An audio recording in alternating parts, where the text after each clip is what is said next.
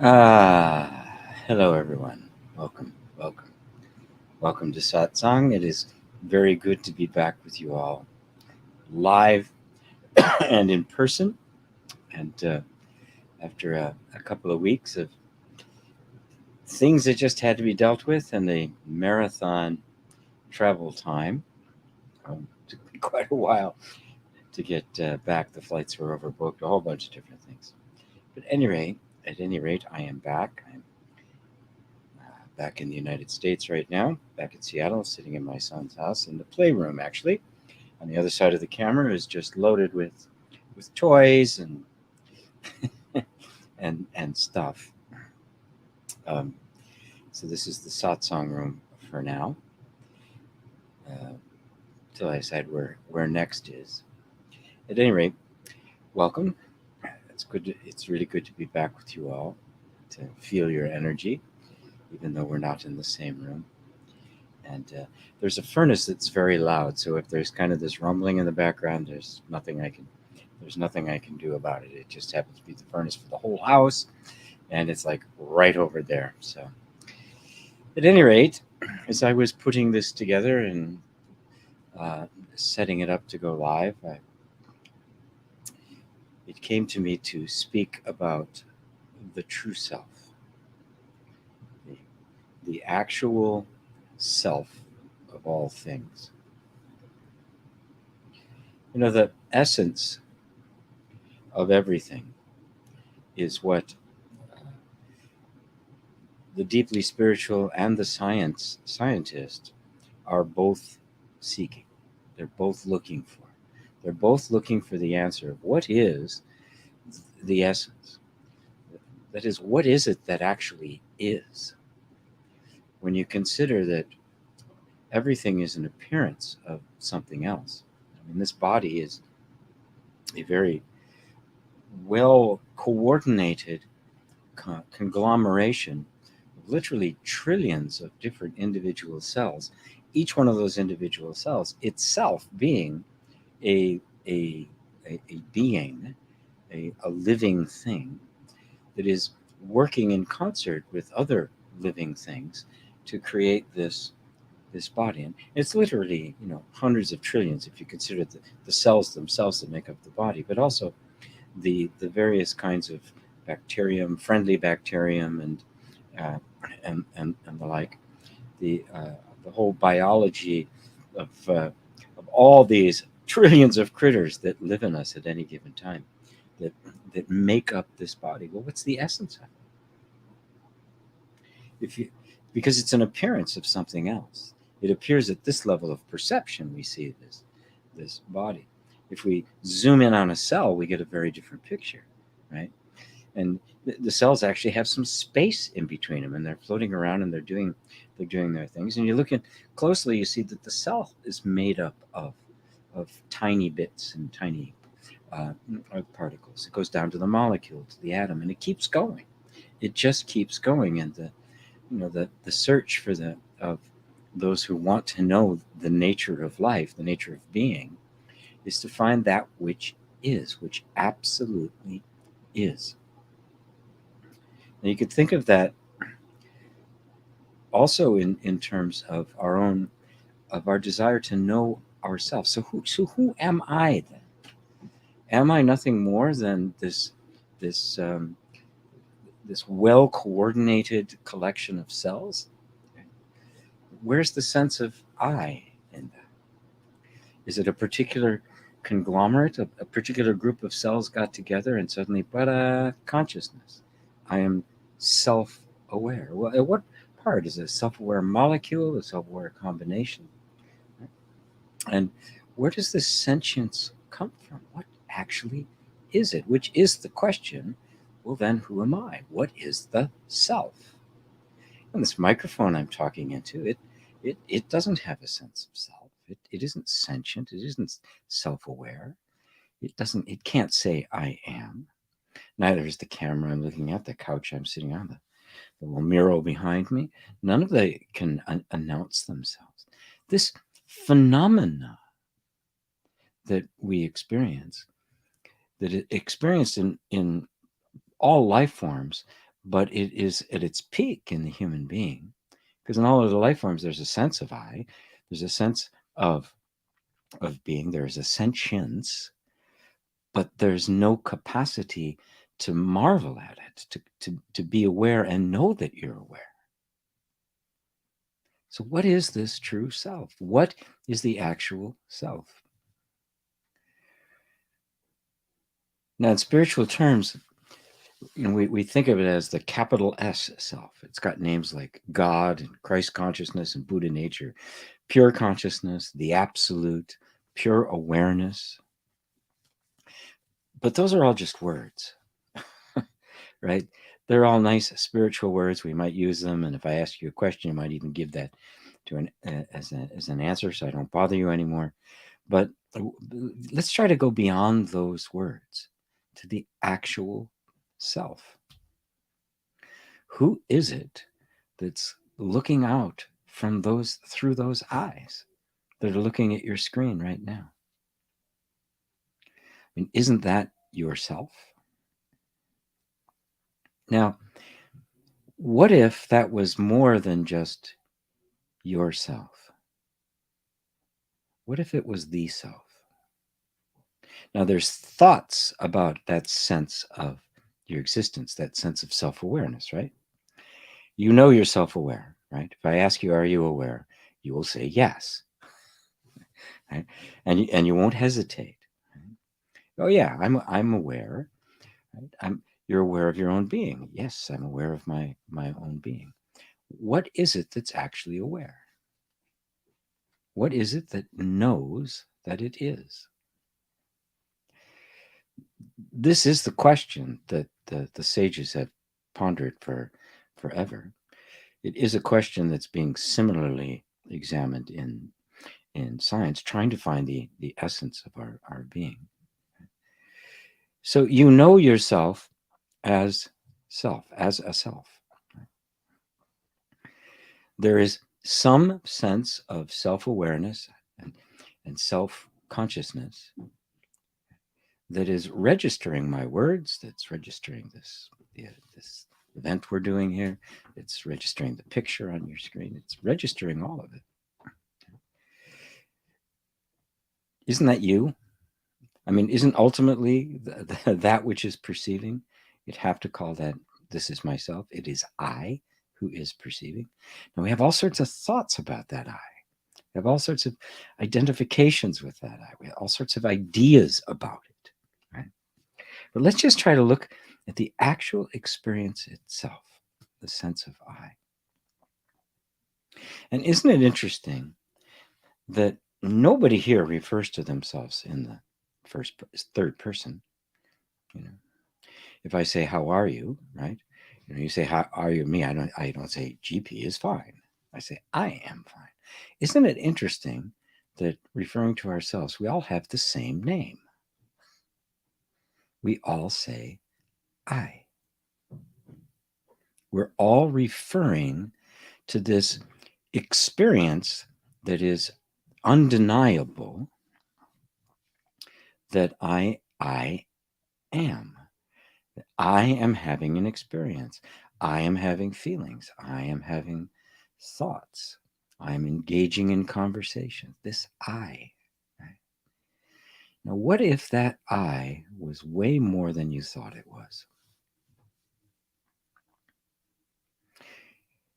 You know, consider something like silence or stillness. Is silence, peace, stillness? Let's just stick with silence for a second. Is silence divisible? Is like there a silence over there and another silence over here?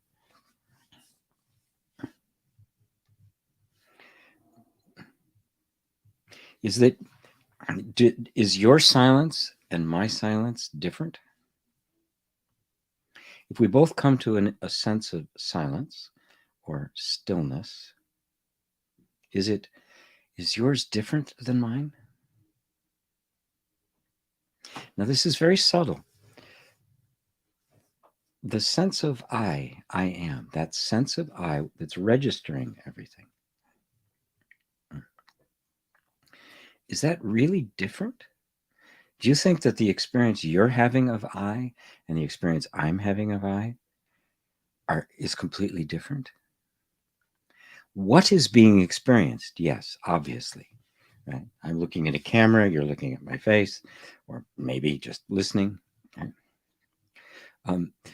We're having different experiences, but I want to look beyond that to the essential experience we're having, which is that sense of me having an experience, an I, a me having an experience. Is that? Can you imagine that being different between you and I? That I'm having a different experience of me than that you are? Content, yes, but try to put your attention on the most subtle thing of all, that simply that sense of existence, that sense of having an experience. Just be with that for a moment.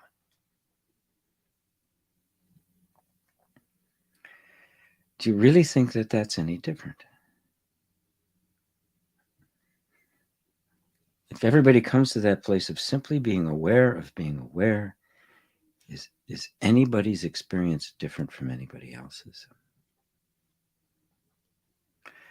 What that means is that the self that is having the experience that you call you and the self that is having the experience that I call me is the same self.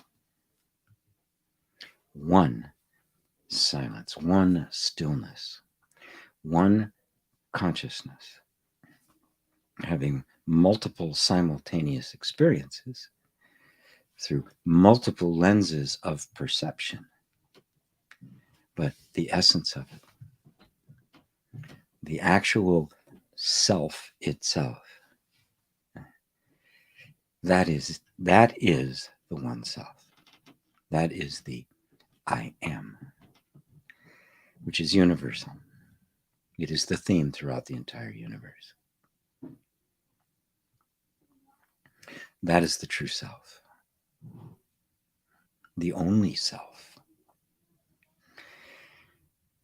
We've simply been educated, really enculturated, trained, programmed to think of that self as being divided, as being localized in a particular body, as even being that particular body. In which case, then, that all of a sudden the body's having trouble, and I go, oh my God, I'm having trouble, or the body's breaking down, like, oh my God, I'm breaking down. Or are you? Are you simply aware of the body doing stuff, which inevitably it's going to do through its constant transformation, changes, it ages and eventually dissolves? Is that which has been witnessing every single change along the way? Is that the body? And this is so powerful because when you realize that, you realize you are not the body, you become the infinite immortal self. You become boundless, timeless, no limits.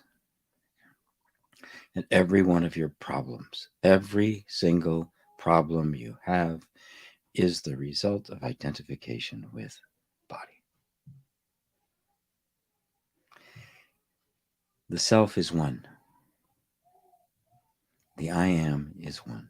The I am that is self-aware here is the same I am that is self-aware there.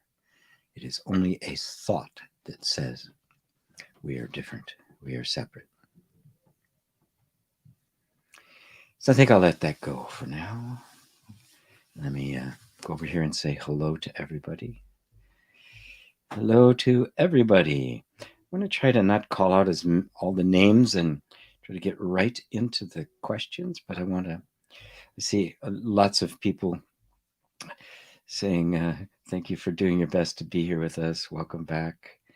Would you please break down the meaning of the phrase, I am who I am. Do you mean I am that I am? The phrase from the Bible, you're talking about I am who I am. I am what I am, as Popeye would say. Um, as I was talking about the I am, that sense of I am. That's who you are. Now, the experience that the I am has is different depending on the particular body that through which it is experiencing. Right? You take the sense of I am and put it in a cat body, give it a cat senses, and it would have the experience of a cat. It wouldn't have the self-awareness we do. It wouldn't be able to do the same things. It would have a cat life. Put it in a mosquito, you would have the mosquito experience. You could think of it as putting on, the virtual reality glasses, right? Change the program, you're going to have a completely different experience. Are you completely different? And this is what's key. We are so identified to the form that we happen to be experiencing in this moment, we have forgotten that we're simply wearing a very, very sophisticated set of 3D glasses, virtual reality glasses. This is such a good virtual reality that it's all the senses, taste, touch, smell, sight, hearing, all of them, including thought, the experience of internal dialogue and the like. So in a psychological sense, it is the I am who I am is just, I accept things the way they are. I don't have to try to bend myself into a shape to accommodate somebody else, to get love or to get money or to get attention or any of that. I don't need to do that. I can embrace this form the way it is, knowing that this form is not who I am. Right? So I am who I am is only the true self. Who you really are is the true self. That is the only way you can look at yourself. From the perspective of me having this human experience, I have this form. So it is through this form that gives me the perceptual context by which I can have any experience. It is through the form, and which creates the duality, that gives rise to experience. Without that, there is no experience. You can have no experience. So duality isn't a mistake. The mistake is believing that the duality is who you are, that you are simply a character in this vast duality, rather than the non-dual consciousness in which it is happening. And so consciousness presents itself to itself as many, and yet it always remains one. The way music can present itself in an infinite number of different songs, yet music itself remains one. And every song you can point at and say, that's music. I can point at you, Roberto, and say, that is the self, that is God. And I can point at everybody else and say exactly the same thing. The essence of all existence is the self. It is not a particle. It is not a mindless thing. It is not some kind of structure of matter. It's not an emergent property. The essence of all things is the self-aware self. And what all things are is the self-aware of itself. And that awareness experiences itself as many, as multiplicity, as variation, as novelty, as unfoldment, as time, as space.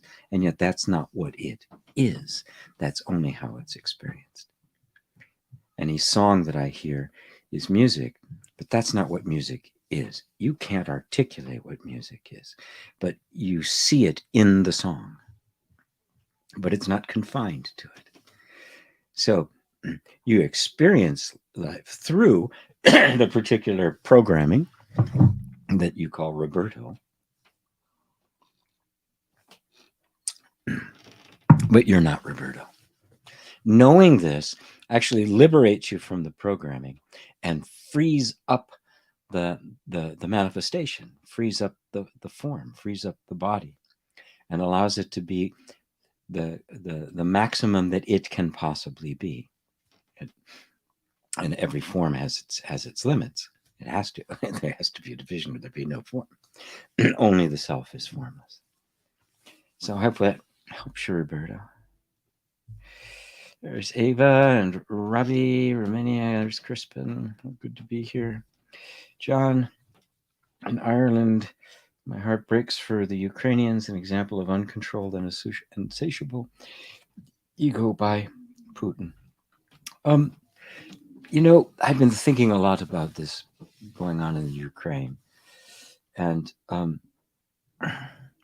yeah, I don't know what's up. I'm not so quick to just go. He's his the egotism of Putin, because these guys operate in a world of which we know absolutely nothing. The real drama going on is in the level of the world banks, the economics, the military, all of this sort of stuff. And we, for the most part, know almost nothing about what it is. These conflicts really have nothing to do with the people. We're just kind of in the middle of this elitist argument that is going on.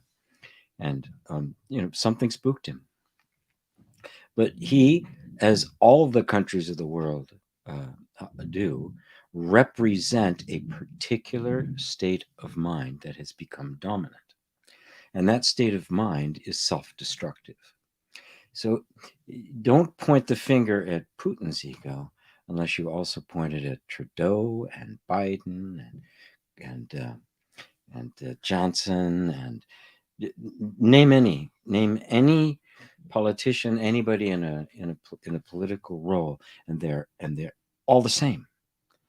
Right? This is how they're playing the game, and it's a dangerous game that they're playing. But they're not playing for any motivation or any reason you and I would. So it's important for us to not just make ourselves feel good by just there's the evildoer, there's the bad guy, because there's no such thing. There's only states of mind that get absorbed and embodied.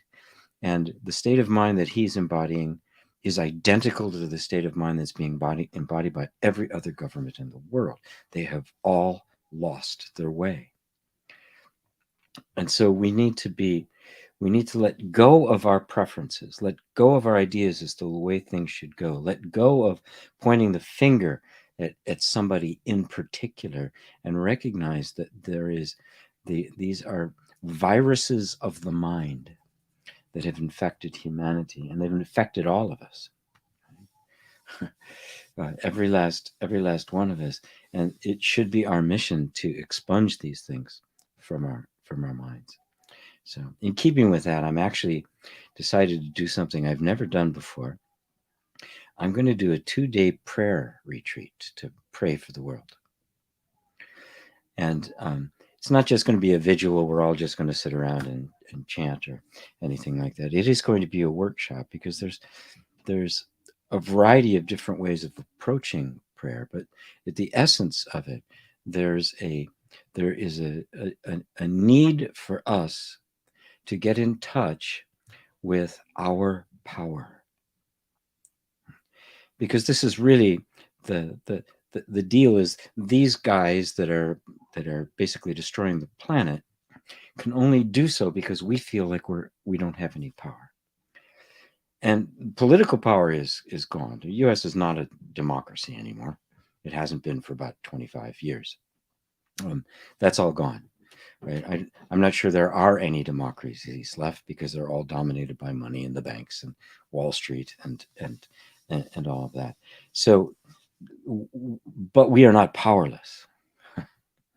But the power lies in spiritual power, and discovering that spiritual power with a level of conviction and authority is what prayer is really all about.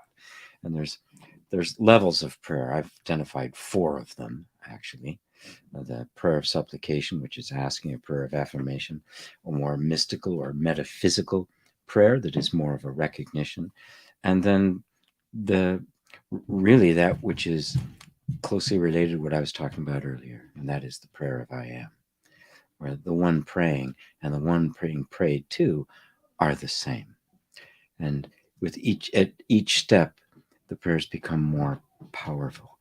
But we can't solve this problem as long as we create an enemy, as long as we create someone who is at fault. What'll happen is, even if get rid of them, somebody else will arise, because it has nothing to do with the individuals. So just want to point that out. It doesn't, that does not diminish, the horrible things that are happening, right? And now the attention is on Putin, and of course everybody wants a Putin because in the other places everybody wants to hate him, right? But every other country's done exactly the same thing. What America's done is even worse.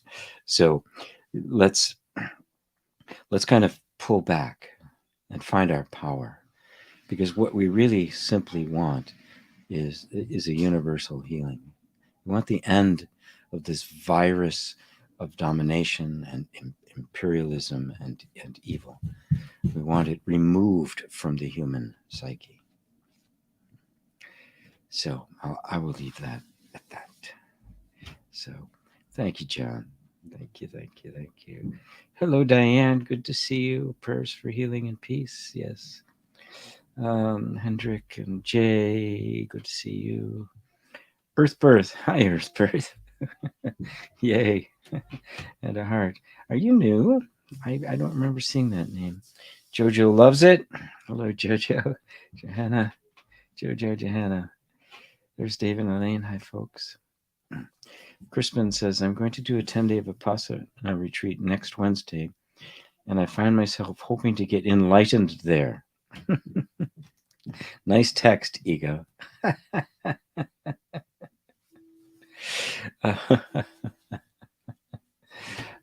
Yes, well, of course, yeah. You might. You might. I thoroughly enjoyed the 10 days of just absolute focused attention on feeling and sensation. And hours and hours a day spent just completely putting aside the story that is the ego, because it's just a story, and bringing your attention to the direct experience one is having. I found a lot of the stuff about it, their particular theology, I guess their particular version of Buddhism, which they believe to be the real Buddhism. I find it to be kind of odd. I'd never heard a lot of the stories and stuff that they hold to be the truth. So there's a certain amount of kind of sectarianism there, but the practice and just being in that, having a space where you're completely dedicated for that period of time. You don't think about anything else. Somebody else is taking care of meals. All you have to do. You don't interact with anybody. You don't even look at other people. There's not even eye contact. You are completely withdrawn into yourself, out of the mind, and into the direct experience of the body, with the intent to go beyond the body, which you can do, okay? Which in a sense is enlightenment. All enlightenment is a recognition that I am consciousness. I am the self. That's it. That's all there is to it. And no special effects, no Hollywood thing. It's just this. It is just a realization that brings with it a certain amount of conviction. Okay? Does that make you a Buddha? No, no, it doesn't. But there's a conviction there that you already have. You wouldn't be showing up here if you didn't have that conviction. Right? If your attention wasn't already being redirected in this direction, even the desire to become enlightened would not even occur to you. What the heck is that? I want a new car. I saw a cool BMW sports car today. I want that. but you're here. You're here. You're listening.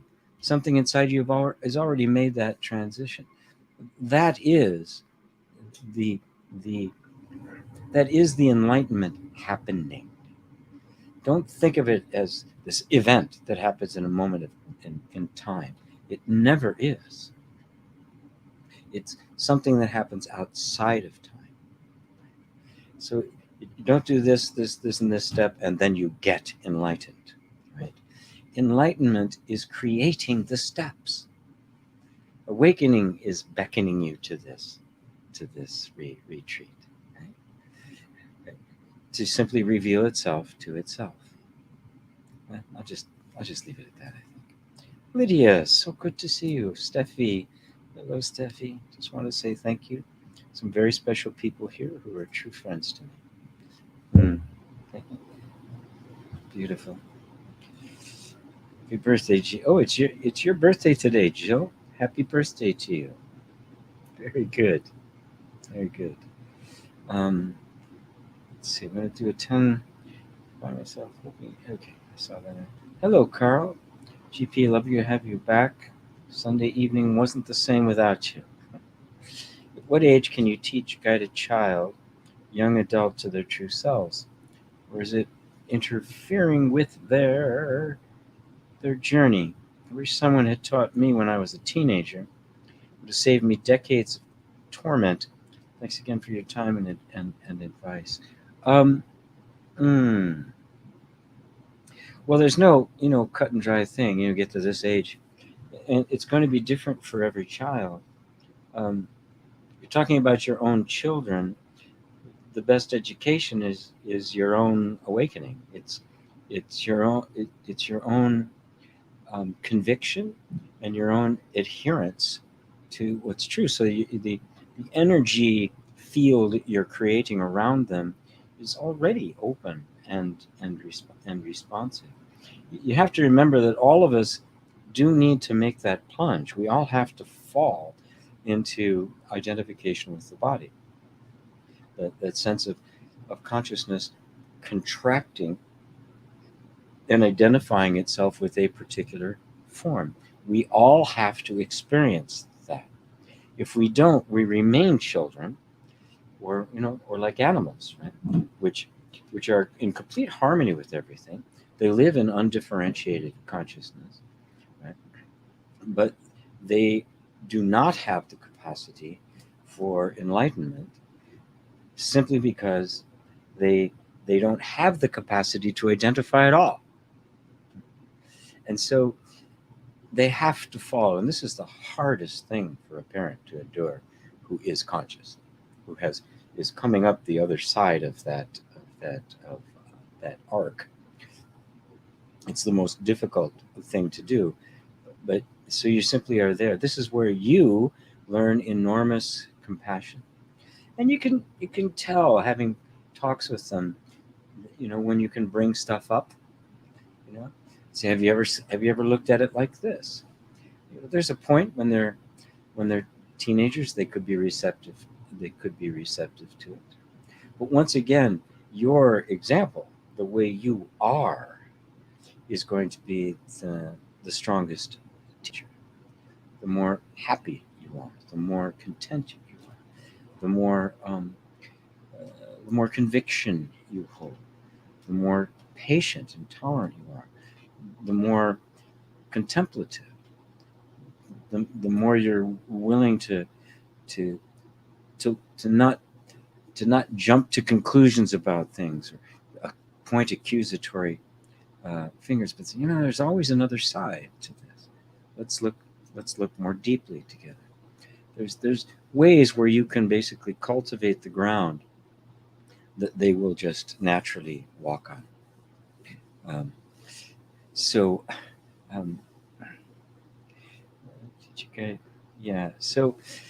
it's not interfering in that sense. That the desire to show somebody their true self is not an interference. When you try to impose it, become an evangelical, then you are interfering with it. But if you maintain this just respect for them, as an autonomous human being that has to come to the truth themselves, and acknowledging that their life is in fact exactly what they need for them to come to the full awakening to who they are. And in their life, you are a player. You are a key player if you're a parent. Right? Anybody who's actively involved in the child is a part of that. So there's a role for you to play in that, but you're not the composer of this.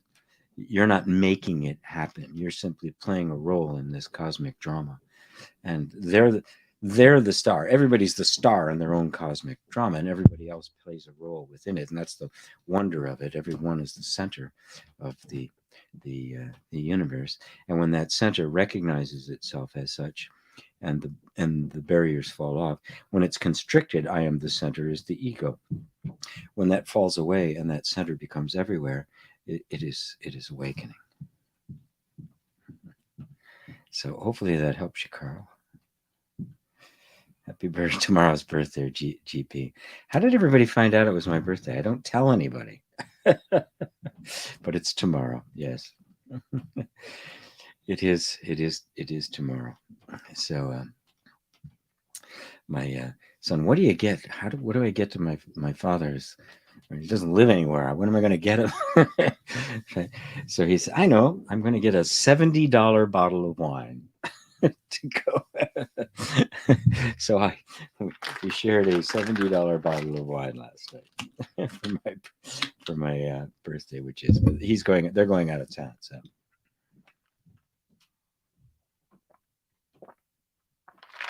70, wow.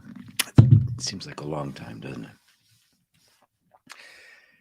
And my friend gave me a party in Germany before I left with big balloons that spelled out 70. So thank you again, Steph. Johanna, how do romantic relationships work for spiritually awakened people when nothing feels personal anymore? Does the love from the other person still somehow feel personal to you? Let's not misunderstand this, right? Relationships are personal. We have personal relationships with people, right? Some become very close. Some become romantic, right? Some become very, very intimate. Some are for life, right? There's a bonding that takes place for life. And so there is, in that sense, it's a very positive, very beautiful personal thing, because it's intimate, it's shared, it's not universal. You're not all having it. It's something it's beautiful, right? Kind of that specialness between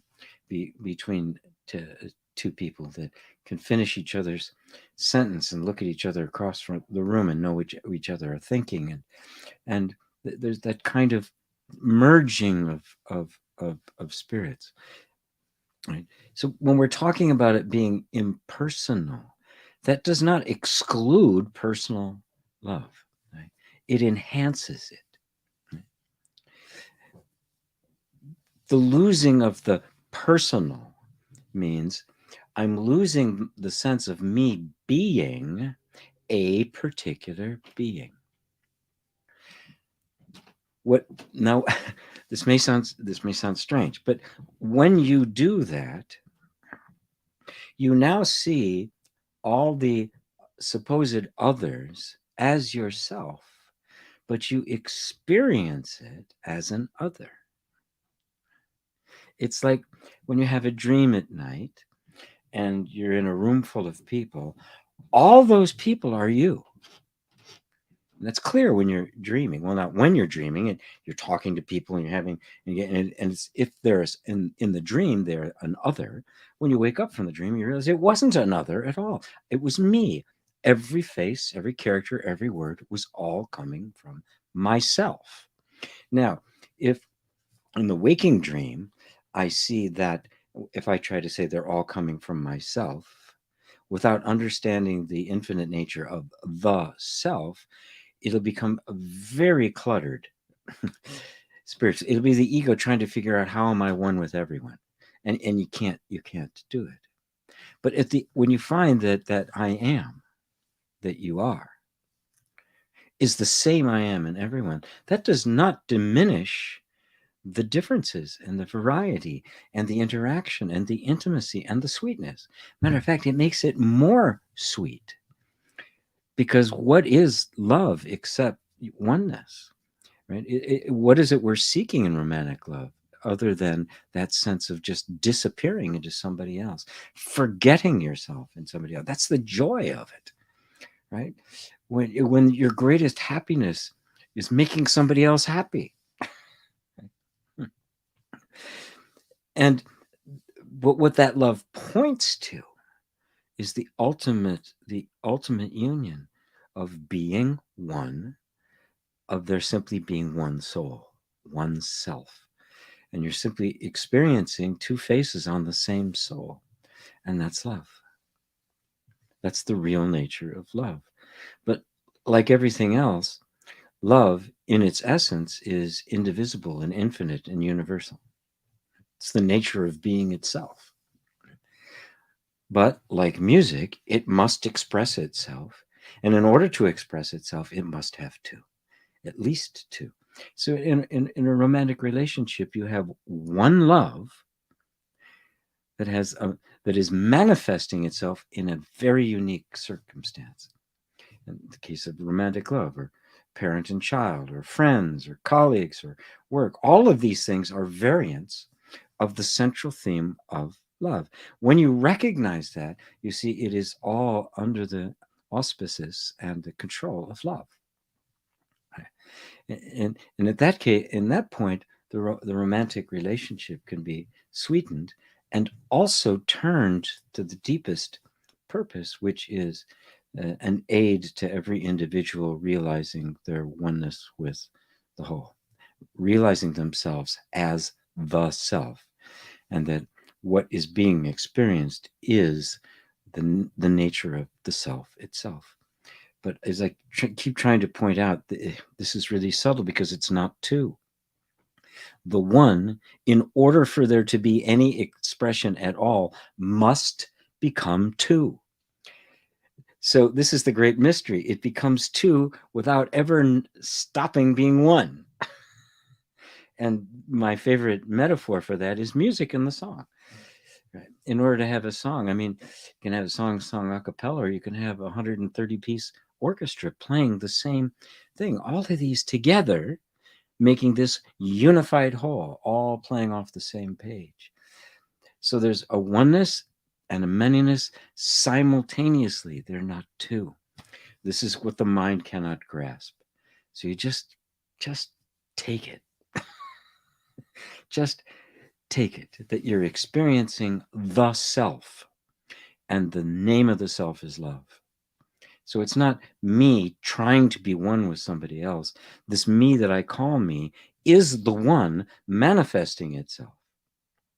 So there's no me trying to become one with somebody else. There's only the one expressing itself as the many. Everyone is like that. Everyone, right? Even Putin or Biden or Johnson or Trudeau or anybody that's involved in any of these. I can't remember them. It was Merkel. I can't remember the one in Germany now. But it's them too. There's nobody's left out of this picture. Right? There's no one outside of that. There is no other self. So does that help, Joanna? Does that help? I keep trying to point to this thing that is just the mind can't grasp, because one and many being identical, what is the mind? The mind can't do anything with that. It has to have two. It has to make two separate things to interact. So it can deal with the manifestation of two, but it assumes that these two are not one. They can't be. How can they be one? To the mind, one is just numeric. It's one thing, right? But it's not a thing, right? That's the point. It isn't a thing. If it was a thing, there would be many of them. It would have a boundary. It doesn't have a boundary. It's not a thing. It is love itself. And if you see it as love itself, then every feeling you have of love is love itself. Every moment of affection is love itself. There's nothing but love. Even the worst actions taken by people is simply a love that has been constrained. It's been bounded. It's been made small. Right? It's made and created an imaginary boundary that says, okay, love on this side and other on the other. It has lost the sense of that oneness of love, made an other, and that territory there is what we call hate or indifference. Know yourself as love, and that everything is love. And all you need is love. So, thank you, Johanna. Hopefully that helps. Let me know if it didn't. Hello, Tatcha. That's right. Okay. I don't like to tell anybody because I got a million things on Facebook of happy birthday, happy people. I have no idea who they are. Oh, there's that big name. Let's see. Maskaran Has. Saraj. So happy to see you. Love you, G. Love you too. Hendo 5N. What difference between a human and a rock? Self-awareness. Yeah. The rock, if we think of consciousness as being localized, that there's my consciousness here and there's another consciousness over there, then the rock isn't going to make any sense. But if consciousness is the universal field, it is subtler than space itself, but as pervasive as space, then everything is simply a form of consciousness appearing in consciousness. So your awareness of the rock, right? Don't think that the rock has a certain kind of consciousness, right? The rock is consciousness. That's all there is consciousness. Everything is consciousness because consciousness is the self.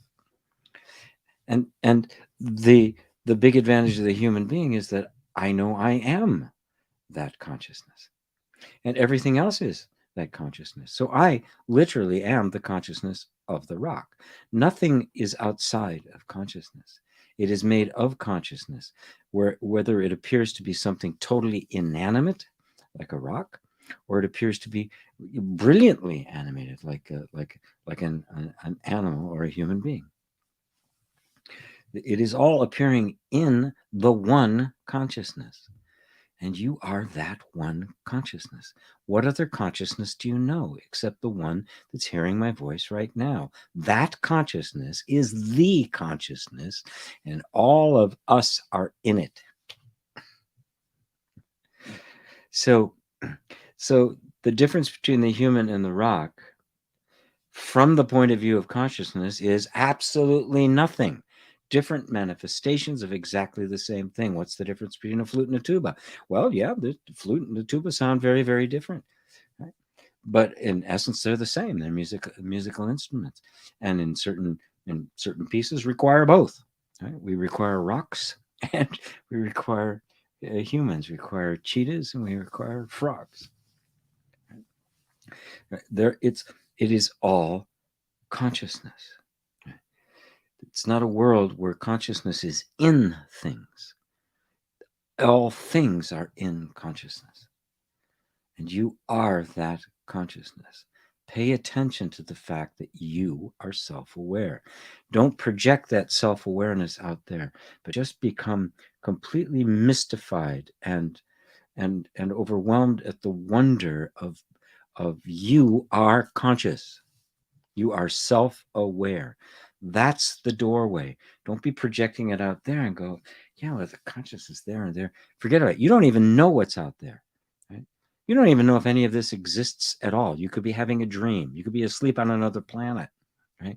The only thing you know for sure is that I am conscious. I am aware.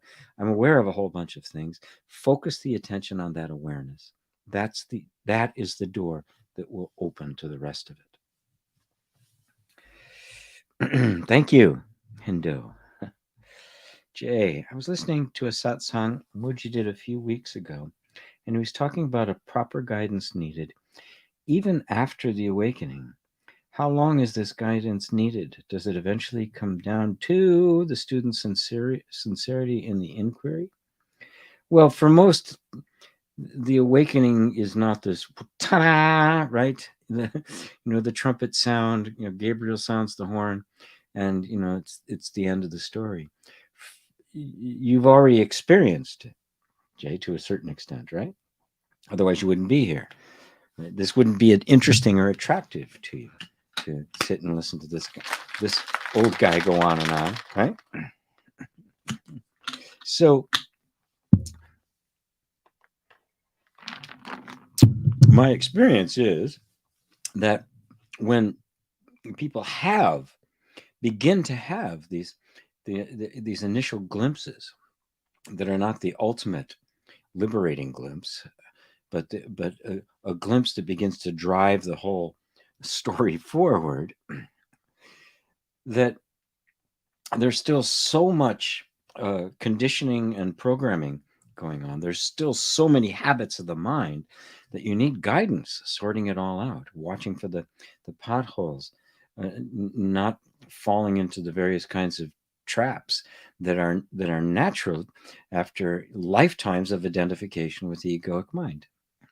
And so, yeah, it becomes a matter of getting better at the inquiry, becoming better and better at seeing that is just a thought. That's all it is. And so there's no truth in it. It doesn't have an inherent truth in it. It may have a certain utility in the moment, but it does not possess truth. What is the truth? I am the truth. That's it. Because I am, right? I am what is. That's truth, being. What is? It's the truth, right? What? How many different ways I can say it? So you are the truth. It's not a truth about you. It's what you actually are. And so it becomes a deepening, seeing more and more clearly that, oh, that's not what I am. And noticing how the conviction gets deeper, fear gets less, the intimidation of thoughts, when old stuff, patterns and the like surface, they don't overwhelm you anymore. And little by little, until finally the whole egg just kind of cracks, and the whole dance of Maya is just kind of something happening off to the side. It doesn't stop, obviously, until the body has completely dissolved. But it no longer, you no longer believe it, you're no longer engaged with it, it's no longer intimidating you, and at that point you're free. We become free of suffering long before Buddhahood is reached. You become the bodhisattva. So the sincerity of the student in the inquiry, yes, but don't turn it into a discipline, right? You fall in love with somebody, you don't need a schedule or a discipline to think about them. Fall in love with the inquiry, and sincerity won't be an issue anymore.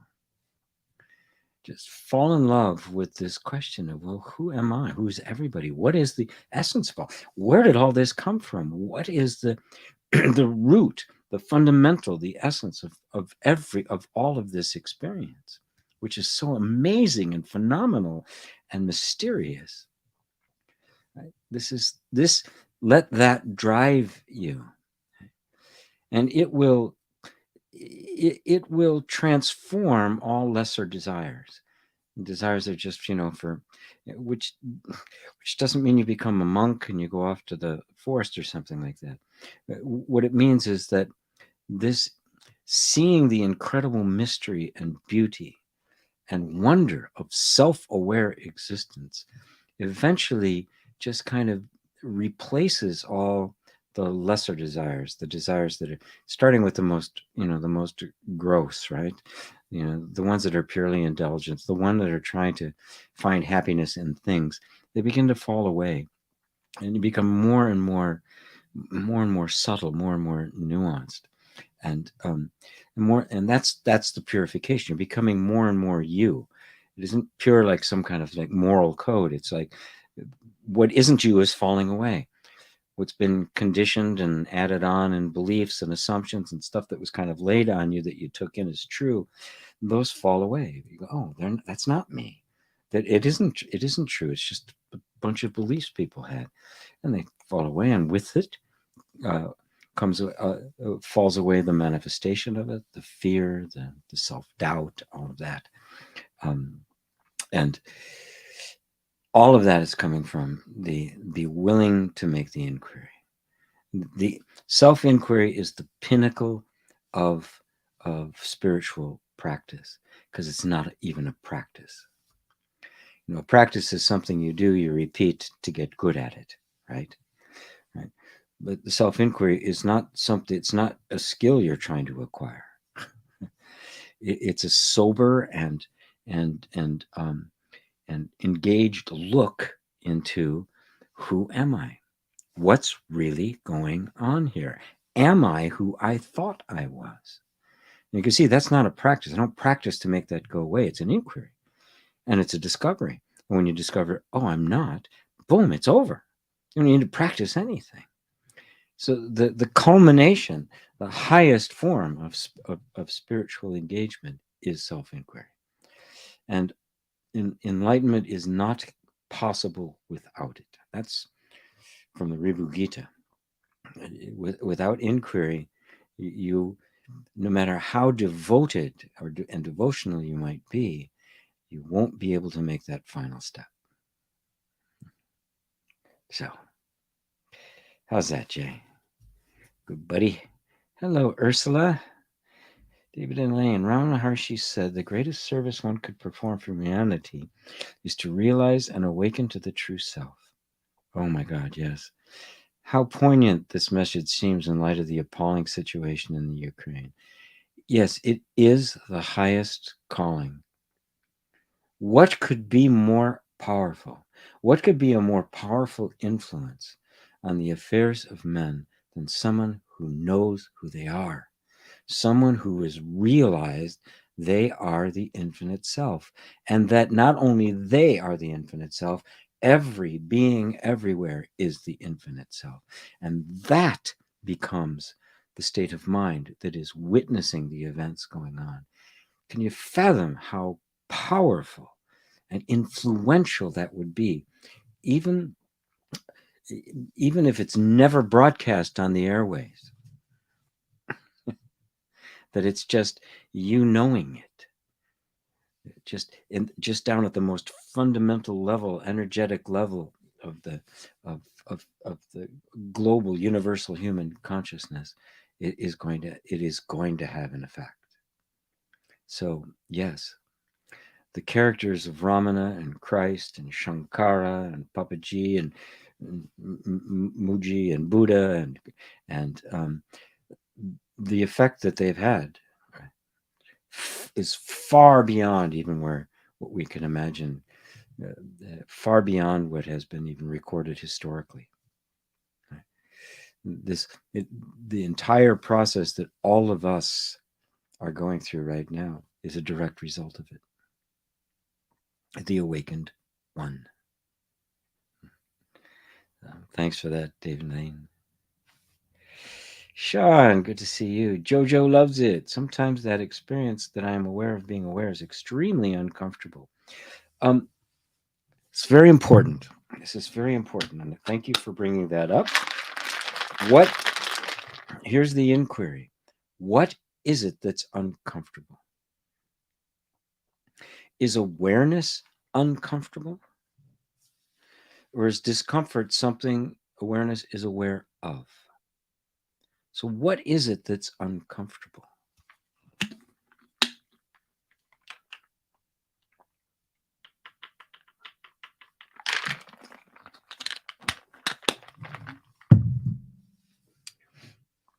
Isn't it our preconceived notions, our assumptions, our conditioned patterns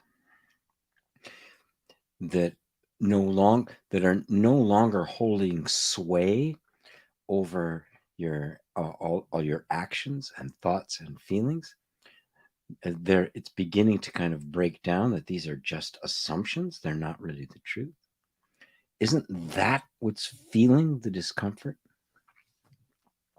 The whole mechanism of conditioning that's been, moving along in a particular direction. It's no different, really, than fold your hands like this. Everybody just fold your hands like this, the way people normally do, right? And then notice which thumb is on top, right? Left or right. Now just fold them again, only put the other thumb on top and fold them. Notice how uncomfortable that feels? Do the same thing with folding your arms, and then try to. It's even actually kind of hard to do. It's habit, nothing more. Awareness brings you out of habit, and the habit's going, whoa, what's going on? Just like doing this. It feels weird. Now, if you every time you made yourself do this, eventually this wouldn't feel weird anymore. And then if you did the opposite, it would. So this is really what's actually feeling discomfort. So turn this into a deeper inquiry by going, okay, I'm aware of being aware, and now I'm aware of discomfort. Am I that discomfort? Or is that simply something I am aware of? And you see it's a little bit more complex. Oh, there's a discomfort there. Oh, there's also a sense of I don't want this discomfort. Oh, but I'm aware of that too. Suddenly you go, oh, there's an I here. There isn't just discomfort.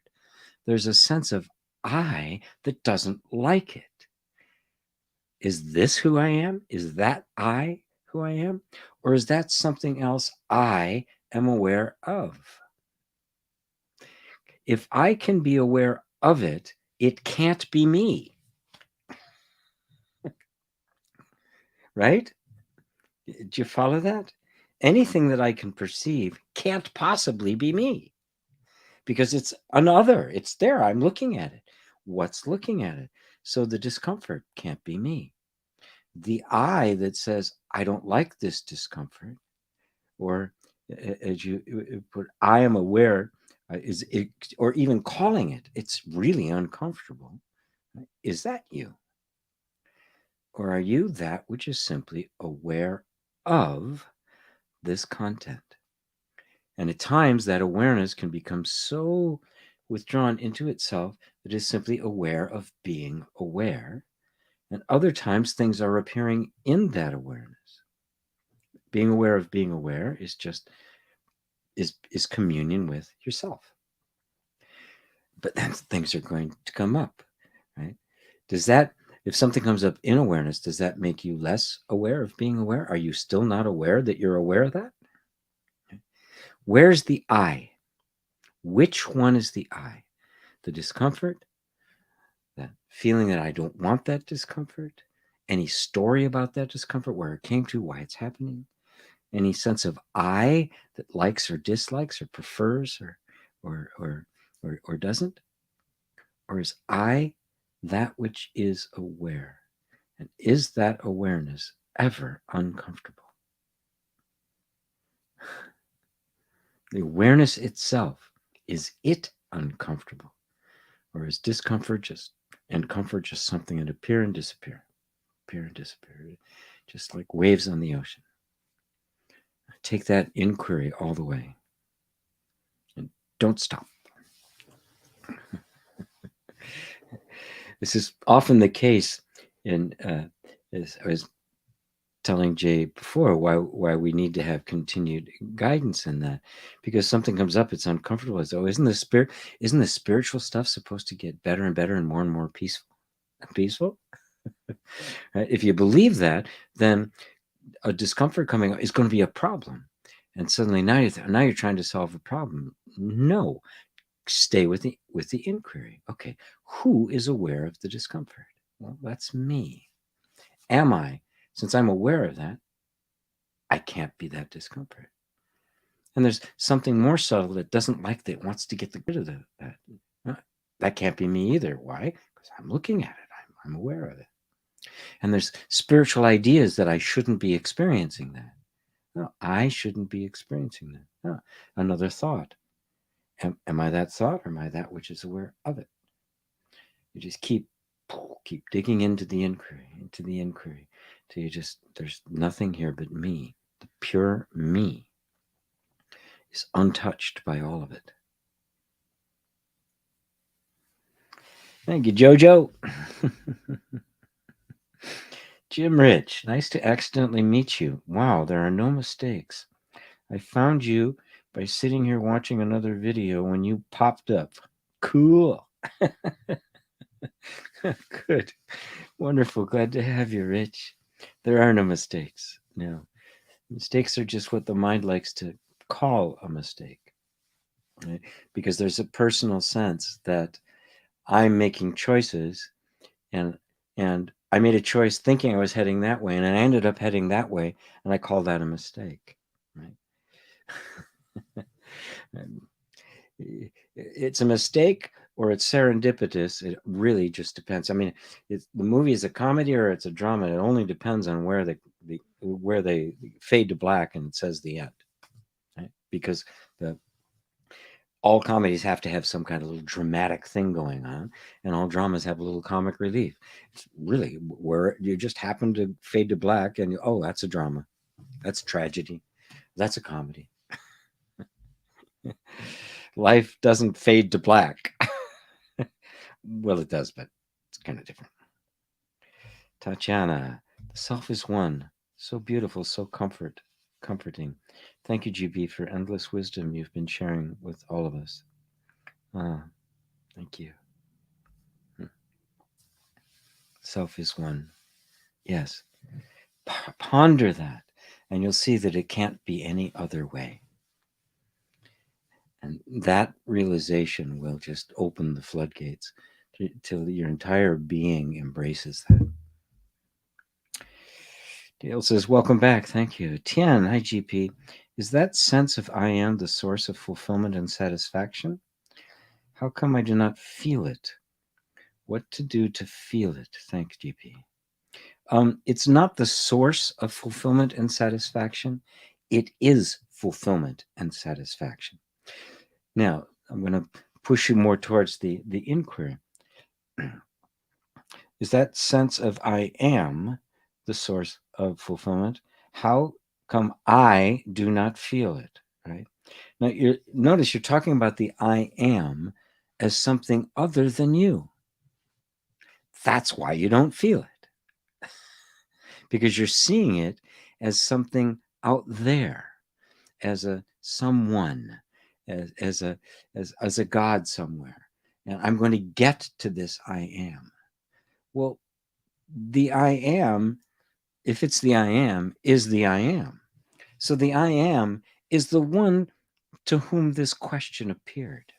The one that's hearing my voice right now. Tien, you are the I am. And it's only because we think of it as something other than us, and that it has all the goodies. It's got satisfaction and fulfillment and love and fun. And it's got all the goodies. How do I get that? Notice there's a sense of I, right, that says I am separate. Right? But now just stop for a second. I am separate. Now just drop the separate. I am. Whoa, wait a minute. I am. Now that I am is the creator of the universe. So if you, the creator of the universe, say, I am separate, you will create a universe in which you are separate. You will experience separation and wonder where the I am is. You are the I am. You are fulfillment and satisfaction. Don't look to your feelings to confirm that, because they'll only confirm the leading thought, the leading belief, the leading assumption. So if I believe myself to be separate from fulfillment and satisfaction, I will feel separate from fulfillment and satisfaction. Not because I actually am, but because I have created that as my experience. Because that's all the I am does. The I am being you. The street name for I am is me. Isn't it you who say I am this, I am that, I am the other? Is it not you who says that? So is there some other I am out there? Are we talking about you, the one who's saying it? So that means I am that you, that I am, is satisfaction and fulfillment. Now just take that in that, oh, I am that. It is not something other than me. And be with it, even in the face of your feelings testifying to something else. And the only reason they are is because there's been this belief running, right, that you're separate from it, which has created the experience of it. So just realizing that I am that at first usually is not enough to completely undo what could be literally lifetimes of rehearsing and practicing and experiencing something completely different. It doesn't make it true. It will never make it true. It isn't true. It will never be true, but I will create it and have the experience of it as true because I believe it. That's how powerful you are. The I am creates as experience whatever is believed. Why we have to get to the belief. You are the I am. You are the source of satisfaction and fulfillment, nothing else. Recognize that, and then just vigilantly begin to undo, to deny, to dismantle all the thoughts that say you're not. And don't be concerned with the fact that if you don't feel like it, right? What does that mean even, right? We have an idea of what it's supposed to feel like. What if this is just the way it's supposed to feel? Right? The enlightened one feels satisfaction and dissatisfaction and regards them both as just clouds passing in the sky. Does that help? Does that help, Chan? Beautiful question. Beautiful question. Really allowed me to kind of zoom in on that because it's such a powerful thing. And you can see the subtle ways in which we disown ourselves as the self. And we invent another self.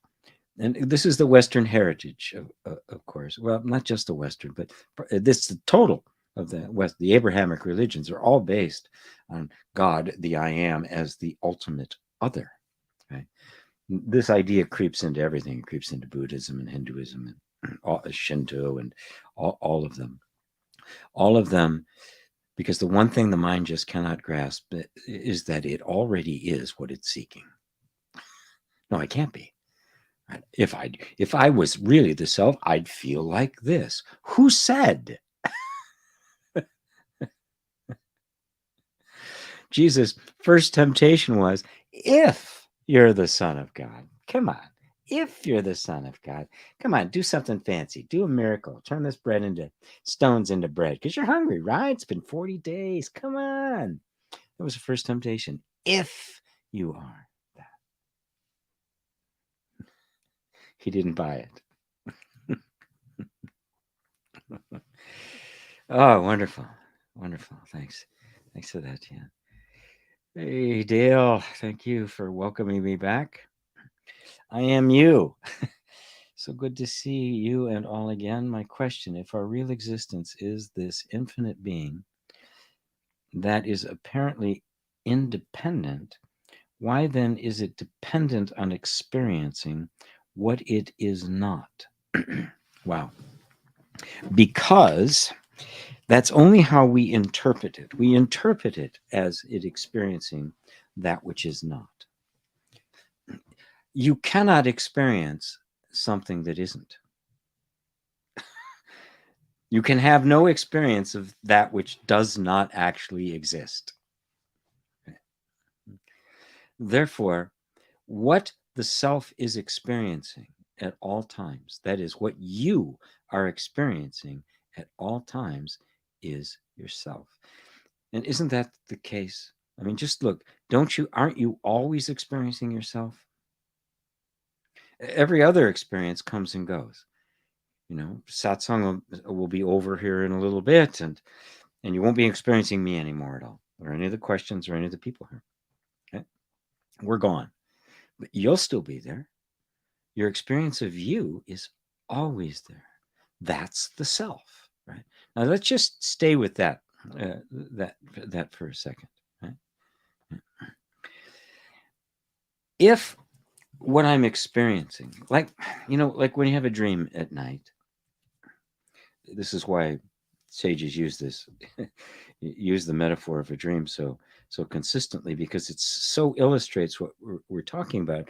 When you're in the dream, it feels as if you're experiencing others. And of course, if you didn't, there'd be no dream, right? So you're having conversations and things and people and places, and sometimes it's fun, sometimes it's not so fun, right? All these experiences. Now, when you wake up, you realize that you had that experience, but it was not objective. You weren't really talking to anybody.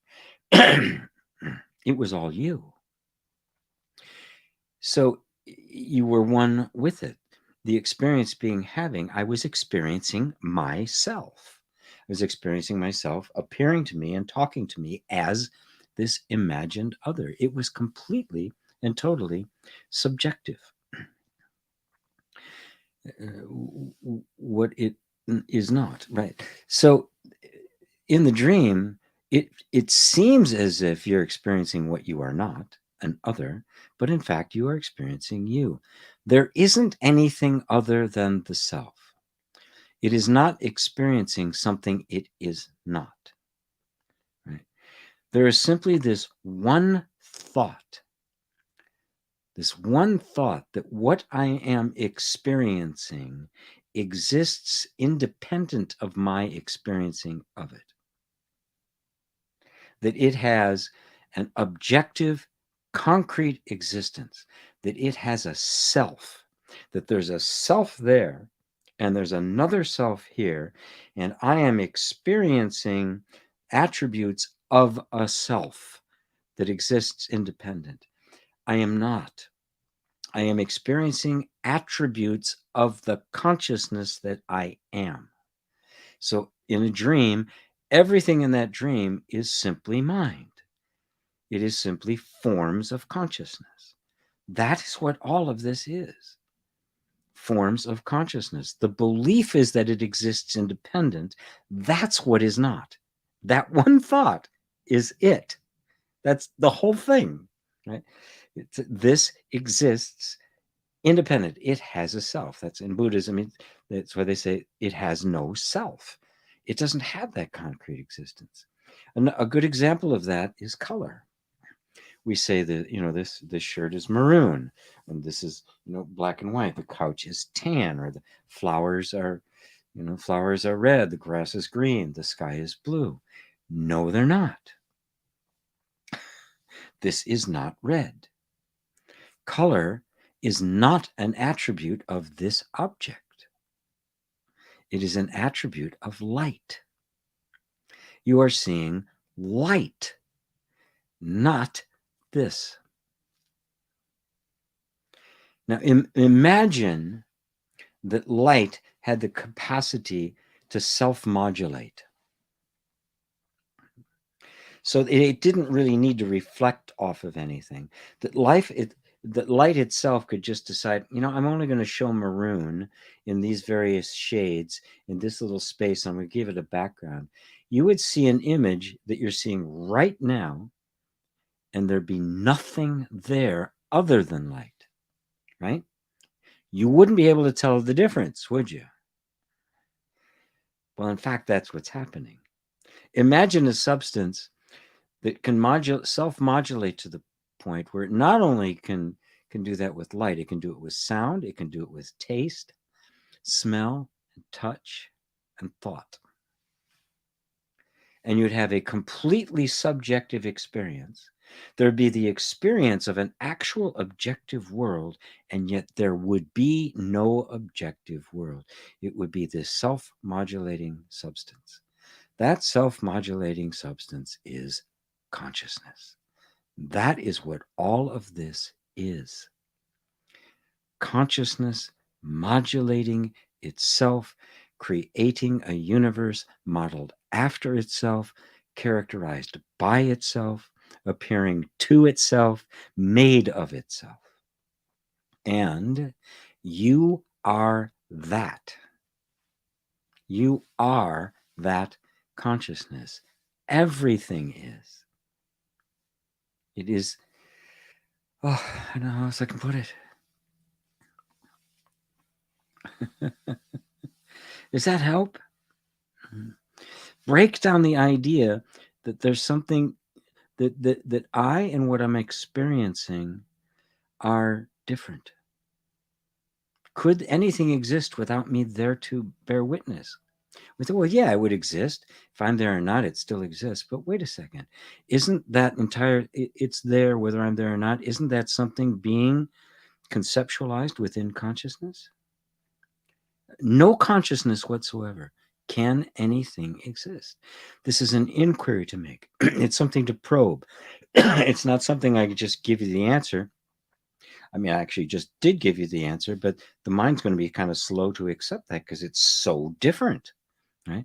So it's the kind of thing you have to penetrate, you have to contemplate, you have to ponder, you have to kind of start poking into your own assumptions. Go, what if this is the way it actually is? I mean, if it's nothing but consciousness, and it isn't, me here and a universe out there, would it look any different? I mean, if the sun actually was going around the earth and the earth was sitting still, would what we experience as sunrise, sunset, and all, would it look any different? When we realized that it wasn't, that it was the earth that was spinning, did things look different? It looked the same. Right? We simply came out of the illusion of what was happening. The experience was identical, but we were no longer subject to the delusion. We now saw it as it actually is. This is the nature of consciousness. Nothing changes. Experience remains what it is. But you are now free of all the fear and doubt and worry that comes with the idea that it exists separate from myself. But the self that it doesn't exist separate from is not the personal self. That's also just thoughts and ideas appearing in consciousness. And I guess I'll let that go. I'll let that go there. Beautiful, beautiful. Let's see. Suraj. I'm just going to say Suraj because that's my first name. Even though I'm experiencing a lot of health issues, like really weak, poor memory, that's my body. But as far as true me, can I say I am perfect energy, perfect health, perfect wholeness? Absolutely. And if you realize that, you have cleared the way for spiritual healing. We don't make the body, just as I was talking about with Siraj, right? Consciousness, it is all consciousness. Therefore, whatever's believed gets manifested in consciousness. The reality is there is no illness. There is no sickness. It is a belief. It is not a reality. There's nothing, there is no body. It's not an objective thing. It is the experience of consciousness, nothing more. It exists in and of consciousness. So yes, know yourself as the self, and you will say unequivocally, I am perfect energy. I'm perfect. I am always in perfect health. And the body will do what the body has to do. But anything, and you'll actually take better care of the body. to be more sensitive to what has to happen, the kind of foods and that sort of thing need to be eaten. It won't be a blatant disregard, drink nothing, do nothing but, drink Coke and eat donuts. Although it is possible, I've known people that have done it. I think of that as a waste of time. You are perfectly healthy. How can you be more healthy than immortal? You are pure awareness. Let your sense of I am be that the awareness that is aware of the body, and you will no longer fear for your body. It will do what it needs to do. And at some point, all bodies just say, yeah, we're done. Shoop. Right? It's no big deal. It doesn't really die because it's never alive in the first place. It's just a process going on. And that process will end. And you'll watch it end. Just the way you watched it beginning. And you go, wow, that was interesting. Maybe I'll do that again. Maybe not. Does that help? Does that help, Siraj? No, it wasn't Siraj. It was I am you was saying it there. Okay, I got those confused. Tatiana, thank you for calming the Ukraine crisis the way you did. It's about a state of mind, not just one person. By hating Putin, we are joining that state of mind. Yes. Yeah, we don't really know all the things that are motivating people. Because I've heard him say some things that were like, wow, the guy really gets it, right? And then other things not, right? And a move like this, I've heard a whole bunch of different things going back and forth as to what this is about and why, and all of that. But it doesn't do us any good to take a position. First off, none of us have access to enough information to be able to do that. So just kind of recognize we're in this state of ignorance, and then just conquer our own fears about what this means, what's going to happen, what's going to the world, and even our fears for the people in the Ukraine. Let's hold them in that power. Because these states of mind that are dominating thing are not the truth, and therefore they eventually collapse. They have to. So how do we expedite that? Well, we become the living witnesses to the truth, and the truth is love. That's what expedites the end of this kind of thing going on in the world. That's why I'm going to do my little prayer vigil. Let's see. Oh, she continued. I know all sickness begins with the thought, so I'm trying to know what thoughts I can hold on to change the sickness. What can I think to become healthy all over again? Let go of the idea of trying to change the sickness. Right? See, what happens is we get this idea, oh, I can overcome the sickness. And then our focus is so much on the body and on the sickness to get the sickness to go away. Right? In that process, we've made it real. We've made it a real thing that we have to deal with. We have created an external entity. See that sickness is a thought. It is not a condition of the body. And eliminate all thoughts of being anything other than the self. And then let the rest take care of itself. Don't worry about it. Don't care whether it's there or not, right? This is the true freedom, when it no longer matters, right? I could get all up in arms, at 70 years old, all of a sudden, I had a concussion. I fell off and got a concussion. I've had some lapses of things. I can see. I could even go, oh my God, it's terrible. How do I overcome this, right? How do I try to be like I was when I was 30? It's like, why? There's a function. There's a process going on. This is all part of life, right? And I've got no issue with any of it, and none of it's me. All of it is just consciousness unfolding in this particular set of circumstances, all of which came from me, all of which I created.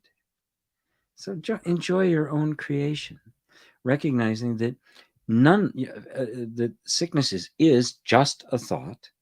And no, don't try to get other thoughts to get rid of that sickness. Just recognize, oh, it's a thought. That's all it is. Sickness does not exist as an entity. and then you simply don't think it anymore.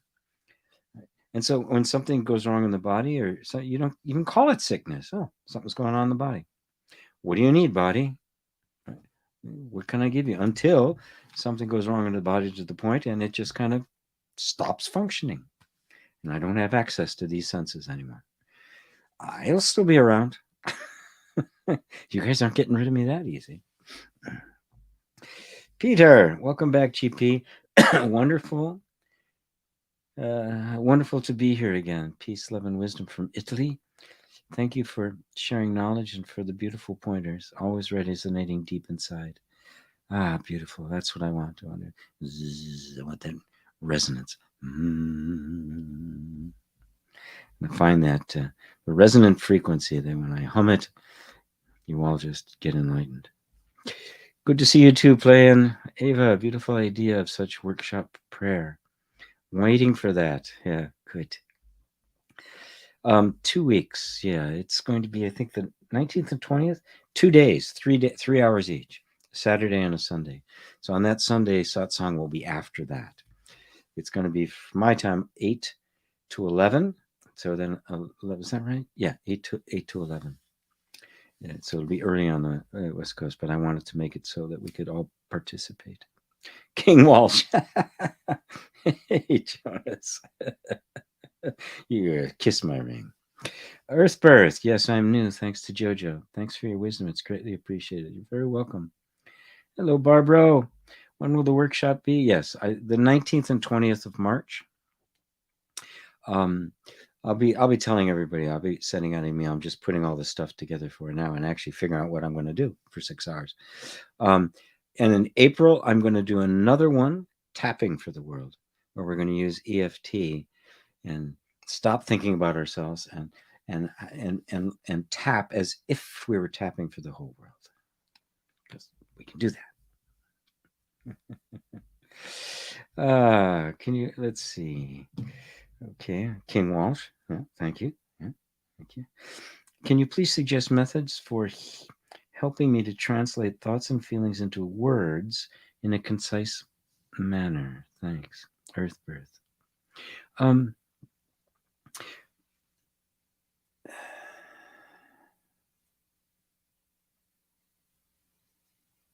Well, what I would suggest is, you know, some people are born orators, right? They can just speak. They can put things into words. Not everybody has to do that. Some people are born scientists. Some people are born mathematicians. Some are born accountants. Some are born musicians. A particular form of expression. What I would say is, allow yourself the freedom to express what you can express, right? Not judge it, saying, God, I don't express myself very, very well. I can't translate thoughts and feelings into words. Drop that self-talk and instead really get to know your thoughts and your feelings, so that they're not enemies, that you're not identified with them, that thoughts are not something that dominate you, right? But yet you're aware of them. You're very clear as to what it is you're feeling. The more clarity you have internally as to the nature of your own internal experience, the more you're going to find you very naturally express it. In words, in deeds, in touches, in hugs. There's all sorts of ways to give expression to our thoughts and our feelings. And in that process, we begin to kind of break down all of the obstacles to self-expression. And that's really what it comes down to. Children are naturally self-expressive. I'm spending time with my granddaughter again, and there's no inhibition. There's no inhibition whatsoever. What's on her mind, I hear about it. And so, but and obviously, me and the role I'm playing and my son are have the job to discipline and at the same time of freedom. But some of us, had some things shut down more. And so the more you're aware of yourself, the more you're with your feelings, the more you accept them and let yourself be with them. You allow them to be there without judgment. the more they transform. And as they transform, energy that had been inhibited before begins to get released. And the energy that is defensive becomes expressive. Because what you're really seeking is self-expression, which is the ultimate that human beings seek. Beyond that is simply the awakening. We want the freedom to be able to express ourselves unapologetically, which also means that we can enjoy intimacy and genuine communion. So get to know just really be with your feelings, and don't think of yourself as someone who can't put things into words, right? Because if that thought is there, I can't put things into words, you won't be able to put things into words, not because you can't, but because you believe you can't. The belief creates it. It creates the experience of it, but it's never the truth. The truth is there's never anything inhibiting you, ever, ever, ever, ever. So by all means, just give yourself permission to express whenever you feel like expressing. And notice if there's a resistance to that. That's how you get to kind of the things that have inhibited us. Oh, there's some resistance to me. That. How about just thinking of myself as, I don't actually have a problem. I've created a problem for myself. Right? And yeah, that habit may continue for a while, but I created this as a problem. It's not really true. Just recognizing that will begin to shift the energy. And suddenly you'll catch yourself. You'll catch yourself the way you've shut different things down or inhibited yourself. And you'll gradually, maybe even quickly, come to a greater sense of freedom. Thank you, Earthbirth. Jay, sorry, but happy birthday. It's actually tomorrow, right? They had the party for me last night because they had to go somewhere today, and they're going on vacation tomorrow, so I get the whole place to myself. Love that. Melissa, birthday wishes, happiness and peace. Jay, oh, Steph, I couldn't help it but wish him a happy birthday. I slipped. Anne, happy birthday. Are you in the US or back in Europe? I'm in the US. I'm in Seattle again, trying to decide what my next move is. I had to come back here for some things. Wasn't my initial intention, but yeah, now I'm just kind of trying to sort some things out because I need a place to be able to do my thing here, right? It's quiet here today because they've gone out, but normally my granddaughter would be right over there just waiting impatiently for me to finish. Baba, Baba. Happy appearance day tomorrow. Thank you, Barbara. Galia Ivanova. What a beautiful name. I've experienced a couple of times getting in touch with this dimension of myself. It was incredible feeling and energy. I am looking, how can I get there more often? Is it possible to be there all the time? Beautiful, beautiful, beautiful. Boy, I wish I had $1 for every time I got asked that question. Here's what's happening, Galia. Here's it Galia or Galia? I'm gonna go with Galia. When we have a glimpse of who we really are, all of our conditioning subsides for a moment. And there's just this incredible feeling of energy and peace and love and warmth and union. Right? And then what happens is that all the conditioned patterns begin to reassert themselves. And when that happens, the mind we begin to interpret this as an experience that I had. And then we set about trying to recreate that experience. Right? You can never recreate an experience. What you experienced was not an emotional state. It was the absence of it. You experienced yourself as yourself. Now, that experience is profound, it's moving, it stirs us, and it's very natural. It's so much better than our normal everyday life. Of course, God, give me more of that, give me more of that. But what happens is in our spiritual immaturity, we think of it as an experience, and now we're on the spiritual treadmill, trying to have yet another experience, another awakening moment. You can't experience it, right? You are it.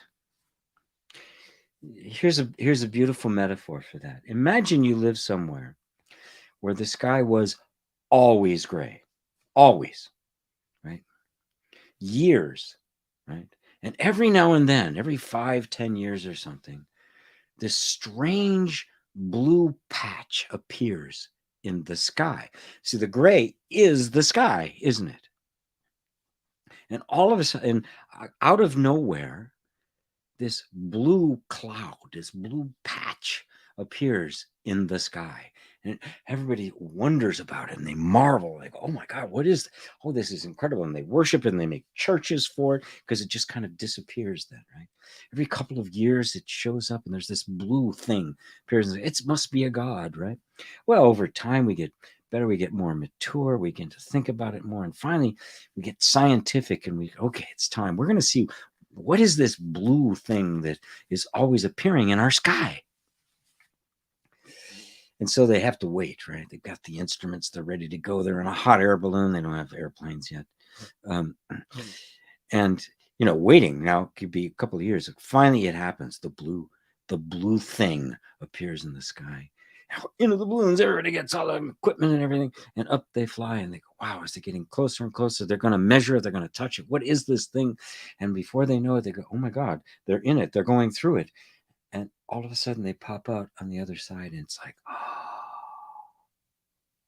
this is the sky. This was the clouds. We're so used to the clouds that when the sky, the reality of you appears, we think of it as an experience and we want to reproduce it. What you experienced, Galia, is yourself. That is what you are really like. That is what you feel like. So when you say, is it possible to be there all the time? The answer is, it is not possible to feel ecstatic bliss all the time.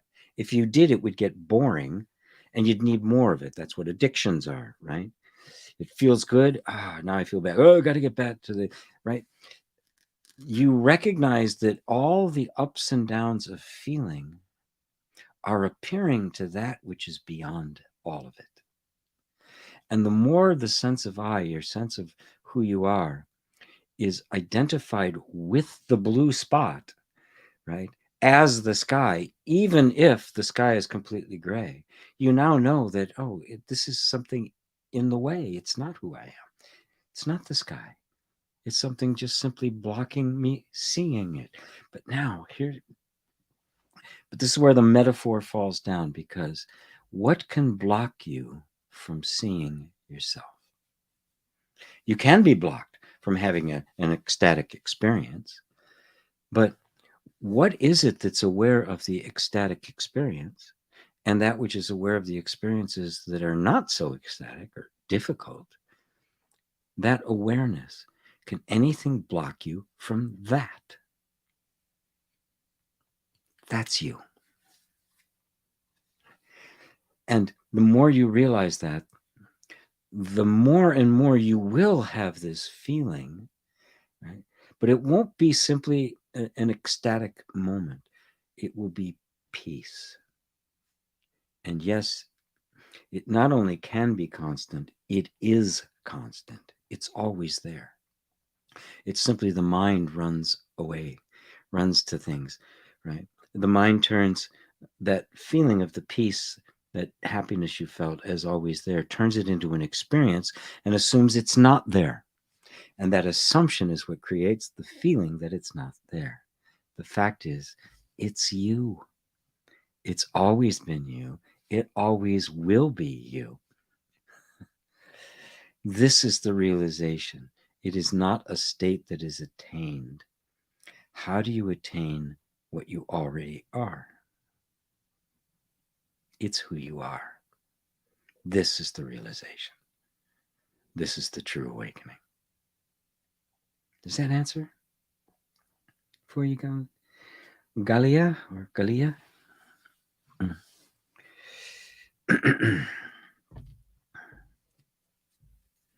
It is the biggest mistake in spirituality. The idea that the spiritual experience is somehow this perpetual ecstasy. It isn't. Nobody has it. I mean, Buddha got sick, got colds, died of dysentery. That's one. There's many different stories as to how he died. Right? Nisargadatta died of throat cancer. He just wasted away to almost nothing. Right? But that wasn't his experience. He was like, it's my body. It has nothing to do with me. Right? It's the background of peace that's always there, and enjoys thoroughly those ecstatic moments when they happen. Those moments of pure bliss. Right? Even the physical bliss, not just the spiritual bliss, but it's also there at the trying times, the time of grief and loss, right? Which is also part of life. Right? The mistake is thinking that spiritual awakening is an experience. It isn't. It's you. It's you without anything there but you. This is the realization. And when there's nothing there but you, it is perfect stillness. It is neither ecstatic or the opposite. Thank you very much for that. One of the two ways I said your name was right. Jojo loves it. I'll be replaying this satsang several times around the 1 hour mark. Thank you. You're welcome. Jim Rich, I'm uncomfortable. What is uncomfortable? Me, the ego. I'm uncomfortable. Am I an ego? No. Then what am I? I don't know. I just am. All caps. Yes. Yeah. Who are you? I don't know. I don't know. The moment I know something, I've put myself in a box. I know how I appear.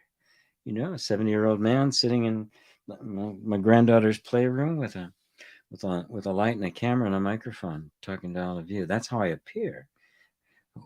What am I? God, I don't know. There's the famous conversation between Bodhidharma, who brought Zen Buddhism from India to China, talking to the emperor, who was very much into ethnic Buddhism. Buddhism was very big, and he had spent a lot of money. Hundreds of thousands of monks and thousands of temples he had built. And so he meets with Bodhidharma, and they have this very short conversation. And the emperor, recounting all the wonderful things he does, says, so what merit am I going to get for all of this? Thinking, my merit for my next life, although what could be better than being the emperor, right? And to which Bodhidharma responds, no merit. The emperor's shocked because this is the base of his whole religion. He goes, no merit. Then what's the meaning of these holy scriptures? To which Bodhidharma says, vast emptiness, nothing holy. Now the emperor's like furious. He goes, who are you? And to which Bodhidharma responds, I have no idea. The Zen master who brought Zen he was kind of the equivalent in his day of the Dalai Lama, who brought Zen Buddhism to Asia, right? And from China to Thailand, to Korea, to Japan, all over Asia. It was because of him. Asked, who are you? And he says, I have no idea.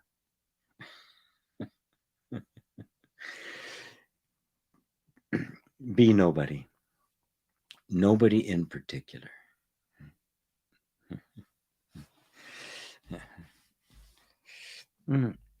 Kingdale Clark.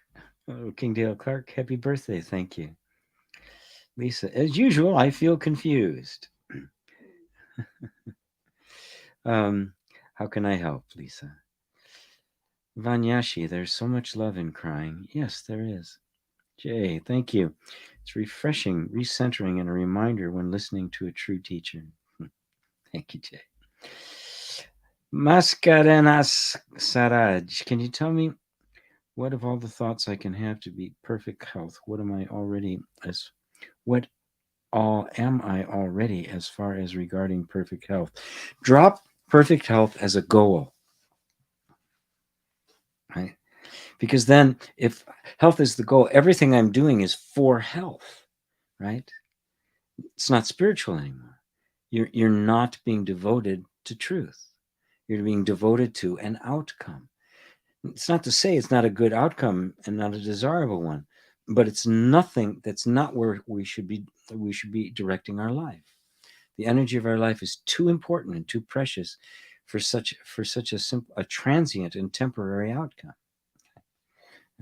Drop the idea of doing it for your health and instead pick up the inquiry as to who am I?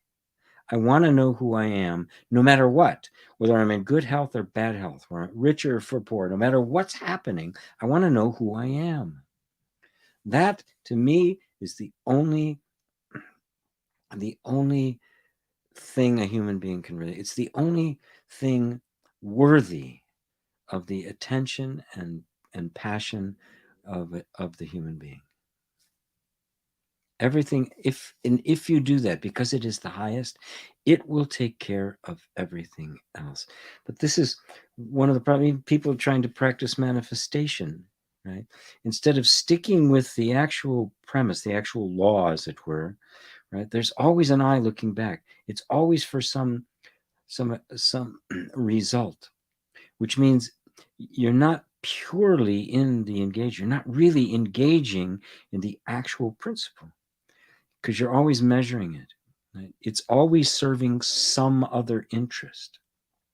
Our search for truth is for truth's sake. It's not for what we get for it. Right? You know, people who they believe in God, they're going to get to heaven. Well, would you still be so passionately believing in God if there was no heaven to get? If it was just God, that's all you got? It becomes like, yeah, I love you, God, because you're going to give me heaven. I get this great reward. Isn't this wonderful? How about the love of God for the sake of God, because God is lovable? Ooh, that's completely different. What if there was no great reward, streets paved with gold? Would you still love? Would you still want to know what was true? What can be more satisfying? What can be what could be a possibly greater completion than to know what is absolutely true? Nothing can compare to that. Yeah. So that would be my recommendation. Don't go searching for the right thoughts to get health. Search for the thoughts that tell you who you are. Seek out the teachers that tell you who you are. Read the books that tell you who you are. And forget results. They will only lead you down blind alleys. And they will make you reject things you should be accepting and accept things that you should be rejecting, because you'll be measuring them according to a standard other than truth. So, love you. So crazy out there without teachers like you and Moochie. Thank you. The thought to aim for is I am. Yes. And then, this is King Dale Clark again. The thought to aim for is I am. And then go beyond the thought, because it's just a thought, right? Before the thought I am was there had to be the sense I am, right? So go to this feeling of I am, even without the thought. The thought's not 100% necessary, right? You can see that that's secondary. And then you can take it one step further, because even the feeling that I am could only be there if I am. There's something that's there even before I feel like I am. I am. Before there's any evidence whatsoever. of any kind, even the most subtle, I must exist. I must be there first before any experience can happen whatsoever. So take it from the thought I am, and notice all the places. How many times a day do you say, I am? I am this, I am that, I am this, I am that, all day long. So just notice that that's all an assertion of the I am. Every time I am, full stop. Just drop everything else off. You don't need it. Every time you're about to say I am, I am. That's for sure. I am this or that, questionable. Sometimes yes, sometimes no. But I am, that's always true. Okay, good. I'm in the truth now. And then go, okay, but there's a feeling of being. There's just a feeling of presence. Oh, wow. And then you'll notice that there's something aware even of that. That too is secondary. That's the firstborn of the Father. That there's something even more subtle that is aware of that, even the sense of being. Isn't that you? It's not somebody else that's aware of that sense of being. It's you. And that's the end of the road. You can't go any further than that because there's nothing having an experience of that. It is the ultimate absolute experiencer, the self, you. Thank you so much for your wisdom. You're so welcome, Suraj. Yeah. Able to catch you. Hello, and good, Mary. Glad to see you. Glad to see you. Eva, thank you for uplifting and thank you for what you're going to do with us. Happy birthday. Thank you, Mary. Oh, it's kind of nice to get the birthday wishes from people that I actually have relationships with. That that I know. It's just all the people you never know on Facebook and the like. Thank you, says Galia. Oh, you're very welcome. I really hope that was helpful. It is it's a very subtle little trap that people on the spiritual path can fall into. And it's my job to make sure you don't fall into it. Plan.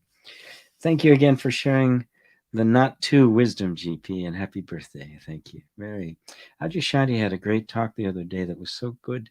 It was in reference to a man's question of his particular experiencing, like my own. The experience was that of his expanded awareness continued. Oh boy, here we are. Webcam chat, hot girls. Okay, thank you. Block the user. Get away. Okay. Then he called soul, and Ajay Shani asked what still remained after the experience, which helped him to understand that soul spirit holds no thing in itself, but that everything passes through it. Even love and the feelings of expansion pass through soul and is not the soul itself. This was an eye-opener for me as I held the belief that soul was love and not the medium that all experiences flow through. Yes, soul is love. Soul is love, but we only think of love. We think of soul as a thing, and we think of love as an activity because we see, oh, that's a loving act. But the loving act can only be seen and recognized as love by love, which is not an act. So the nature of the soul, so it's not that it's the experience of love and loving and wisdom and intelligence and creativity and fun. All these experiences, including love as experience, are all passing through soul itself, soul with a capital S, the one soul, the one love, the indescribable.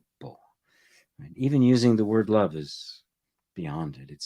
That's the perfume of it, but yet that's its nature. Is my example of music. You can't describe music. You can only hum the tune or clap or lay down the groove.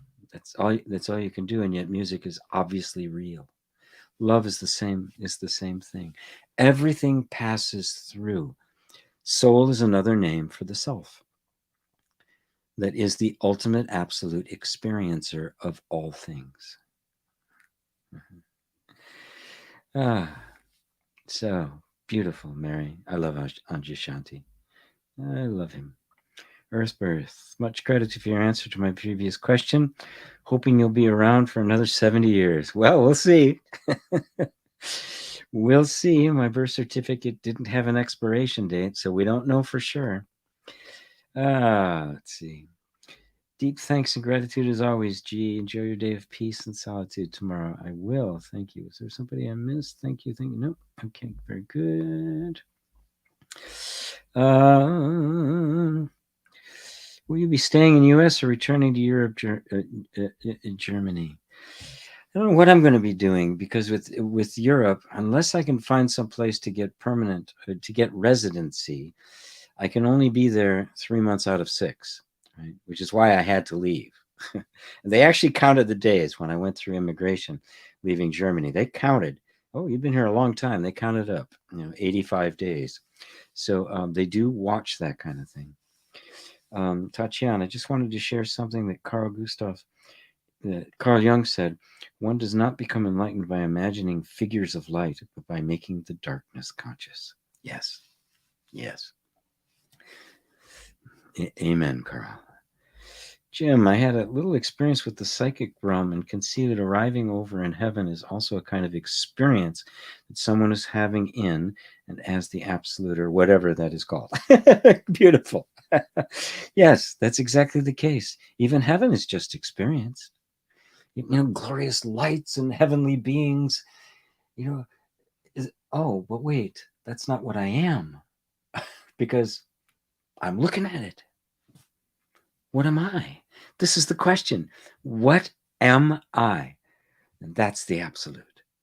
The I, completely seen without any reference to anything other than itself, is the absolute.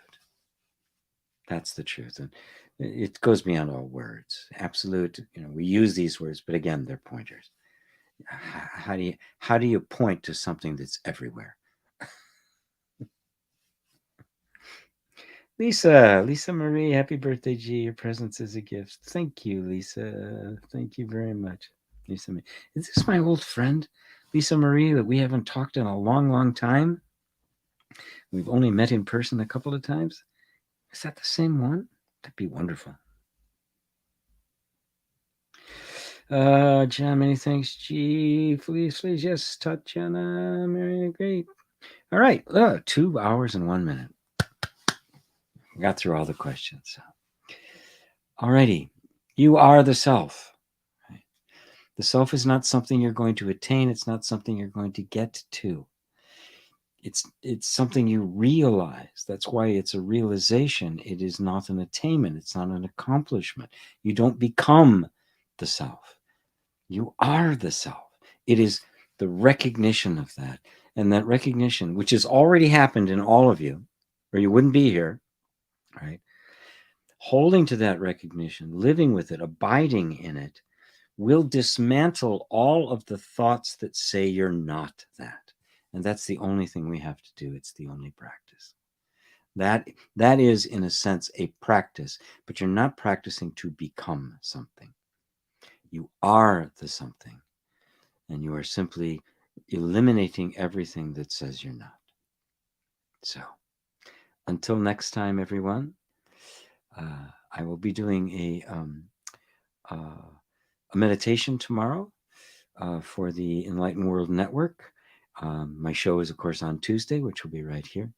And the show you might find very interesting, many of you. The show this week is called God is a Disowned Voice. So until then, dear friends, namaste.